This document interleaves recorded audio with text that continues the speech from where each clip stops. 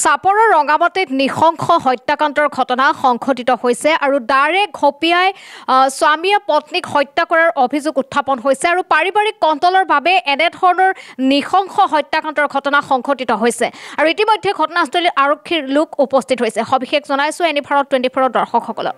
চাপৰৰ ৰঙামাটিত নিশংস হত্যাকাণ্ড, পাৰিবাৰিক কণ্টলৰ চৰম পৰিণতি, দাৰে ঘপিয়াই পত্নীক হত্যা কৰাৰ অভিযোগ স্বামীৰ বিৰুদ্ধে। ঘটনাস্থলীত উপস্থিত চাপৰ আৰক্ষী। পুনৰ জনাইছো ধুবুৰী জিলাৰ চাপৰ থানা অন্তৰ্গত ৰঙামাটি গাঁও পঞ্চায়তৰ অধীনস্থ যুগলীকান্দাত আজি সন্ধিয়া এক নিশংস হত্যাকাণ্ডৰ ঘটনা সংঘটিত হৈছে।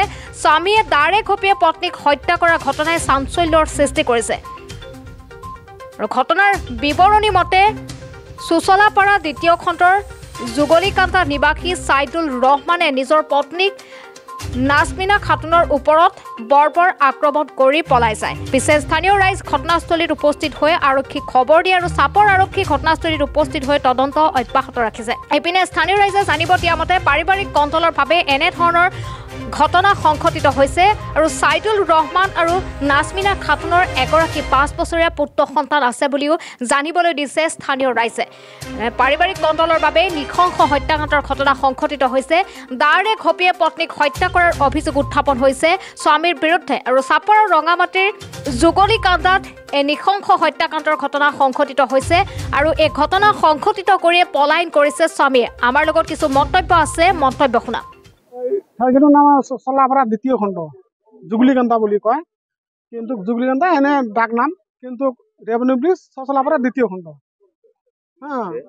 কি হৈছে মানে যে ছাইদুল জমৰুদ্দিৰ বেটা ছাইদুল নামৰ ল'ৰাটো এতদিন তাৰ ঘৰণীয় তাৰ তিৰিও ঘৰত নাছিল, ল'ৰাটোও ঘৰত নাছিল। আজি ক'ৰ পৰা আহিছে, আহিয়া আমি ৰোজা খোৱাৰ মানে এই ৰোজা খোৱা অৱস্থাতে একজনে ক'ল কি কয় আপিক ডাঙাবা লাগছে, তো ঘৰতে নাই, ময়ো ওলাই আহিলোঁ, ৰাতি আহিলোঁ, আহিয়া শুনা পাওঁ যে ওৰ আপিক মাৰিছে পালাই, এই দাও দিয়ে কবিয়া মারছে। কি হয়েছে আমার ভিতরের ঘটনাটা নাজানো না, কিন্তু এই আপিটার ইয়ার আগতো মানে একবার বিচার হৈছিল, আমার গোটা গাঁৱৰ ৰাইজে বিচাৰ কৰিছিলো, বিচাৰ কৰি তাক মানে দিছিলো। তাৰপিছত ওই ল'ৰাটোক ক'লো যে তুই যদি একটা ল'ৰা আছে, তাৰ একটা ল'ৰা আছে, কিন্তু 4-5 বছৰ হ'ল, ল'ৰাটা আছে, নিয়ে সংসাৰ কৰি খা, সংসাৰ কৰি খাই আছে, খাইৰ মাজত 1-1.5 মাস থাকিয়া ছোৱালীটো গুচি গ'ল বাপেৰ বাড়ি।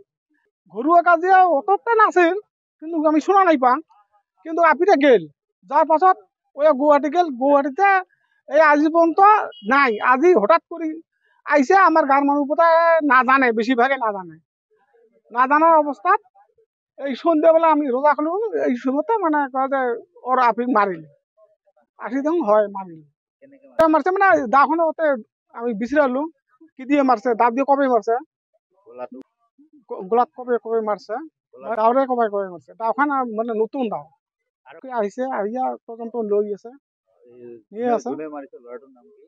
ছাইদুর রহমান, ছোৱালীজনীৰ নাম নাজমিনা খাতুন, এৰকম স্বামী স্ত্ৰী, স্বামী স্ত্ৰী। উচিত বিচাৰ লাগে, ল'ৰাটো তো পলাইছে, দ্বিতীয় ল'ৰাটো কাহ দেখা পাই নাই। নমস্কাৰ, মই অনুপম শইকীয়া। অসমৰ কাৰণে এটা সুন্দৰ খবৰ যে অসমৰ সংবাদ মাধ্যমত আৰু এটি ছেটেলাইট চেনেলে ইতিমধ্যে খোজ পেলাবলৈ লৈছে। গতিকে সেই চেনেলটি হৈছে এনি ভাৰত 24। মোৰ অফুৰন্ত শুভেচ্ছা জ্ঞাপন কৰিছোঁ আৰু সকলোৱে এই চেনেলটি আঁকোৱালি ল'ব, মৰম দিব, তাকেই কামনা কৰিছোঁ। থেংক ইউ ছ' মাছ।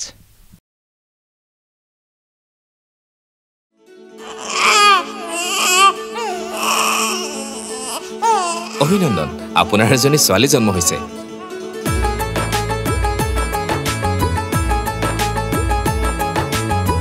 লাহি পাহি এজনী পৰি আহিলে ঘৰখন উজলি, বেটি বচাও বেটি পঢ়াও, বেটি বচাও